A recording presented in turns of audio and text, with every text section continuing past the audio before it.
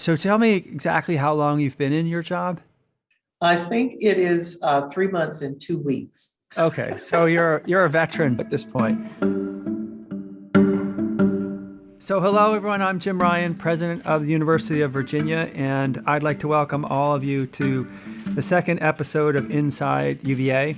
This podcast is a chance for me to speak with some of the amazing people at the university and to learn more about what they do and who they are. And my hope is that listeners will ultimately have a better understanding of how UVA works and a deeper appreciation of the remarkably talented and dedicated people who make UVA the institution it is. So as we settle into our fall semester here on grounds, I am thrilled to welcome our new Vice President and Chief Student Affairs Officer, Robyn Hadley. Robyn, welcome and thanks for being here. Thank you so much for having me.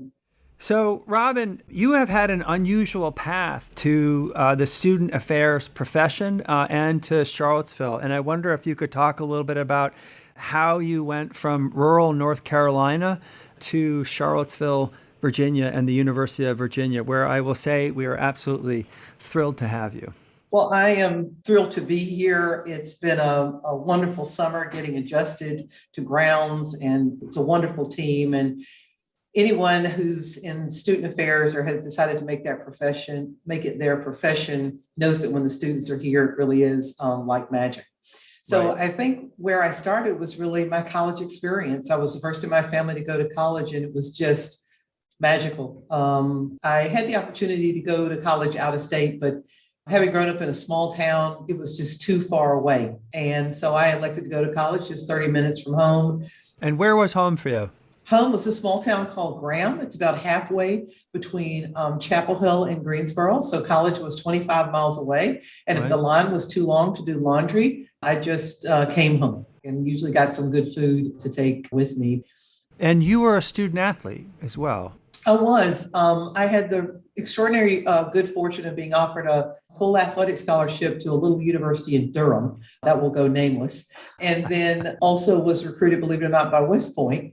But didn't want to take the academy route, and also Harvard. And when I got the Moorhead, had the real good fortune of being able to sit down and have a conversation, my parents and I, with the head coach, Jennifer Alley, at UNC. And so was able to be a walk-on. So I actually wasn't recruited by Chapel Hill. I was a walk-on. My college experience was I hardly even know what the words were, but the first year I was just terrified. Chapel Hill was a big city. The work was hard. I played basketball. The practice was hard. And I just had a great support system kind of once I learned my way around professors, good friends, the student affairs folks. And again, at that age, I just really didn't have a lot of understanding, I guess, of what the provost's office did or academic affairs. But I knew I was having a great time. And I knew at the end of the day, having a college degree was going to get me where I wanted to go. And that was to greater financial stability, the opportunity to help my community. I think finishing up at Chapel Hill, going on to graduate school at Oxford, my interest in business. But the entire time, I always had an interest in working with young people and just helping them get where they wanted to go, because I had so many folks in my life help me with that. So That's amazing. And so your time at Oxford was due to the fact that you omitted that you were a Rhodes Scholar. So can you talk a little bit about that? I mean, that must have been a remarkable experience from beginning to end, I would think. it absolutely was. So I think an important part of that story as well was that I'd never heard of a Rhodes Scholarship until I was probably almost 18 years old and went to interview for the Moorhead. And during that time, they had a picture of a young Black woman who was on the wall at the Moorhead Foundation. And her name was Karen Stevenson. She was the first Black woman to be a Moorhead, and she was also the first Black woman to be a Rhodes. And so I just remember reading about her and saying, oh, that's interesting. I should learn a little bit more about that. And then I had the good fortune of Bevan Pritchett, who was the executive director of the Moorhead Foundation, having a conversation with me early on to say, have you considered the Rhodes? And my answer was absolutely not. I'm just trying to pass my math class. Right. So a lot of encouragement for him and others, and was just shocked, as I think many Rhodes are. And then that summer, I had to wrap my head around the fact that I really had to go and live in England, because I think you apply for this with a lot of support, but you're also trying to figure out what you're going to do. And then you say, now I really do have to go and live in England. So I think adjusting to that and then finally getting there, it was just phenomenal. Met great people, traveled quite a bit during my breaks as well, all over the world. Right. So that is a good segue to the next question, which is what you did next. So someone who graduates as a Moorhead Scholar and then receives a Rhodes Scholarship, I mean, you can basically do anything you would like. How did you choose what you did next, and talk a little bit about what that was? My path before going, even probably applying for the Rhodes, was that I had intended to go to law school. I think in the 80s, the JD MBA was very popular at that time. I had many classmates who took that route. And I think that's the route I saw myself going. When I got to Oxford, I think the wanderlust, just the chance to meet people from all over the world, my eyes were open to, I think, a lot of other careers, whether it was in consulting or the nonprofit world and that kind of thing, well beyond law. And I just had the good fortune of ultimately being able to go to work for the family of one of my classmates who happened to be from Virginia, and they were in the export-import management business. They were involved in trade, international trade, and consulting and that type of thing. And so I think during the 3 years at Oxford, pursuing graduate work, I just began to ask myself a lot of questions about whether I wanted to make that commitment to go to law school. And quite frankly, the other thing was looking at the cost of law school. Having had 2 full scholarships and now realizing how much debt I was going to have to incur, I said, I'm going to take some time and work. And if I really want to go to law school, I'll do that. So I really came in, I guess, on the ground floor of working for this family business, and found that I really enjoyed it and grew and had a lot of opportunities to learn and continue to travel in the U.S. and abroad. And then after a number of years doing that, you transitioned back to education. So I wonder if you could talk a little bit about why and how. Sure. I think I'm always intrigued when we say transition back to education, because I think in my mind, I've always been involved in education. And in some respects, I even describe it as the family business. My mother was in education for so long. And even though my dad wasn't formally in education, he was kind of always coaching and mentoring and helping people in our community. So I think in the big picture, I've always thought of myself in the helping business. And I think taking the time away from the business to come home and care for my mom gave me an opportunity to think about what else I might be doing to help my immediate family, my extended family, and my community. I'm a graduate of Graham High School, and I love Graham High School. And so I started doing some volunteering when I returned home to assist in my mom's care. So that's kind of how my passion really for working with young people and the public policy training and kind of looking at how school systems work led me to start a nonprofit with some friends that focused on college access, and ultimately to transition into the school system. And ultimately worked for the school system initially as a consultant and then as a full-time employee for 10 years. And so that's how I formally transitioned into the business of education, and kind of one thing led to another there in terms of working in higher ed. So talk a little bit about that. So you were working primarily around access and preparation for college. What caused you to go from there to working in higher education itself? So I think because I was in the college access space, meaning helping our high school students mostly figure out how to get to college and pay for it, or how to get credentialed in some way through the community college, I was in the college space, or kind of helping students bridge it. And so I spent a lot of time on college campuses. I was very fortunate to attend some events with the U.S. Department of Education related to college access. And then I got a call one day, really in the fall of 2013. And it was an invitation to explore an opportunity to work at Washington University in St. Louis to focus on their scholarship programs and work in student affairs. I had never even thought about living in the Midwest. I just bought a home in North Carolina out in the country with a pond that I shared with my neighbors, and I really wasn't looking to move. But once I visited St. Louis and the university, it was just an extraordinary opportunity to do something I'd never done before in a place I'd never been. And so I took that opportunity and spent almost 8 years at WashU, and just learned so much about a very unique portion, I think, of the higher ed space, and that's working at an elite private university, knowing that I always wanted to turn my attention at some point in my career to working in the broader public sector, and how you use those lessons in private education to maybe scale and more infinitely impact larger numbers of public school students who may never have access to those resources in the future. Right. Well, we're fortunate that that call occurred in 2013 because it led ultimately to your being here. So let's talk a little bit about your job. So there may be people wondering, okay, exactly what does a Chief Student Affairs Officer do? So 3+ months into the job, how would you answer that question? I would say you do a lot of listening. You don't do as much sleeping in the first 3 months on any new job, but especially this one.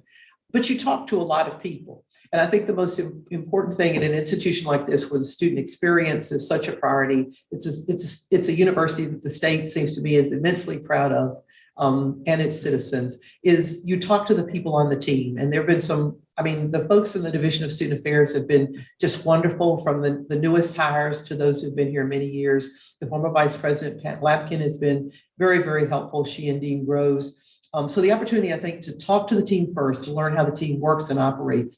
You're not going to see that in operation until we start the semester. I think we had a very successful move in and Wahoo welcome. Clearly, we've been focused on safety, and that's public health, from COVID to just making sure that our students are physically safe in and around ground. So you're talking to a lot of folks, and you spend a lot of time talking to students and just listening to them. And clearly, students here all the way from first year to graduate and professional schools have had a very interesting experience the last 3 semesters and 2 summers. So I do a lot of listening more than anything else. And in terms of reporting relationships, who do you oversee and what offices do you oversee? Oh, that's a great question. I'd like to say about student affairs is that it's everything outside the classroom, most everything outside the classroom our teams work on. So that's the Career Center, the University Career Center.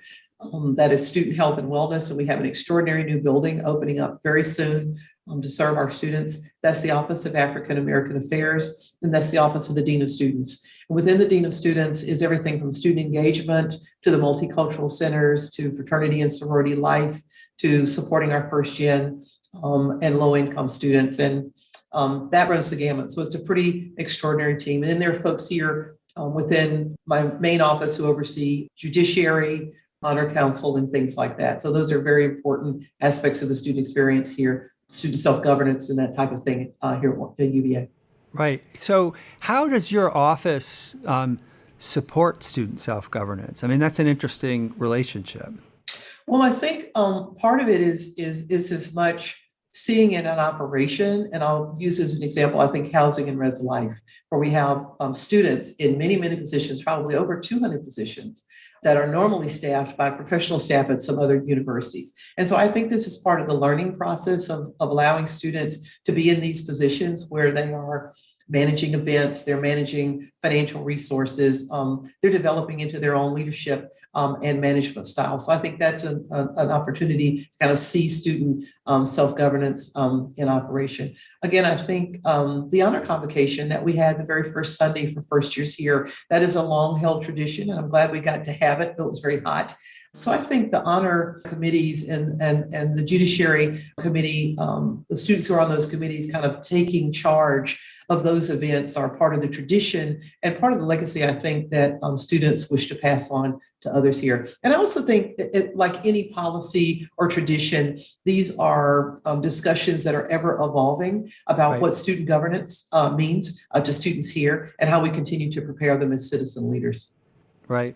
And now I understand that you're living on the lawn as well in one of the pavilions. And I'm curious, how's that been going? Well, who knew that that was one of the things that came along with this opportunity? It's been a lot of fun. Now, Thursday nights get really interesting, and I'll just leave it at that.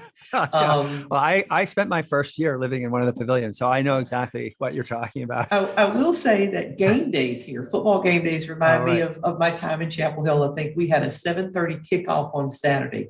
At 8 a.m. in the morning, there was oldest activity on the lawn, whether it was our oldest alums or whether it was our newest prospects and strollers, along with the dog walkers and everybody. There was just activity on the lawn all day on Saturday. So that's been fun. And then on Friday night, we had the Rotunda Sing. So that was great. We got to Right. hear all of the a cappella groups, and students and families had their blankets out, their picnics, and it was just a really, really nice event. And I'm also looking forward, again, as the public health situation improves, hosting, students and alums and families at the pavilion as well, whether it's for lectures or dinners, fundraisers, or that kind of thing. So I'm excited about that. And did I see a picture of you handing out popsicles to students on the first day outside of your pavilion? Absolutely. I find the first day of class just really, really exciting. Now, mind you, the people in student affairs are usually exhausted by the first day because Right, we've taken right, the 10 right, previous days right. to get everybody moved in. Yeah. It's not your first day. No, absolutely not. So again, like any good neighbor wanting to get to know my neighbors, Morgan on our team here suggested Cool Pops, and that was safe. And so we got our coolers and put the Cool Pops out, and students came by, and we were safe and sanitized, and we had a great time. So, always look out for something from me on the first day of class. I just think it's exciting. And again, I think it's part of that desire to help students feel that something about that first day is exciting, even though we have all of these challenges we're dealing with COVID. Right. So you have mentioned your family several times. I assume you stay in close touch with them.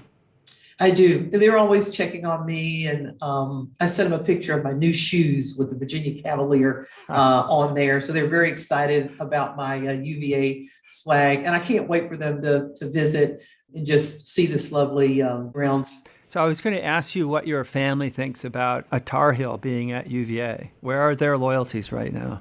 Well, their loyalties are definitely with Chapel Hill. Okay. There's no doubt about it, but I have bought them all T-shirts and caps, and they're wearing them, not out of the house too much, but they are wearing them, and we'll gradually get them into some public spaces with their UVA swag on.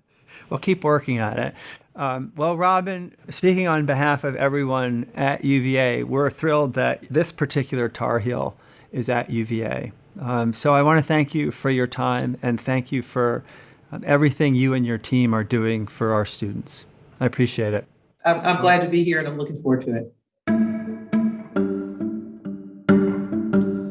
Inside UVA is a production of WTJU 91.1 FM and the Office of the President at the University of Virginia. Inside UVA is produced by Mary Garner McGee, Matt Weber, and Nathan Moore.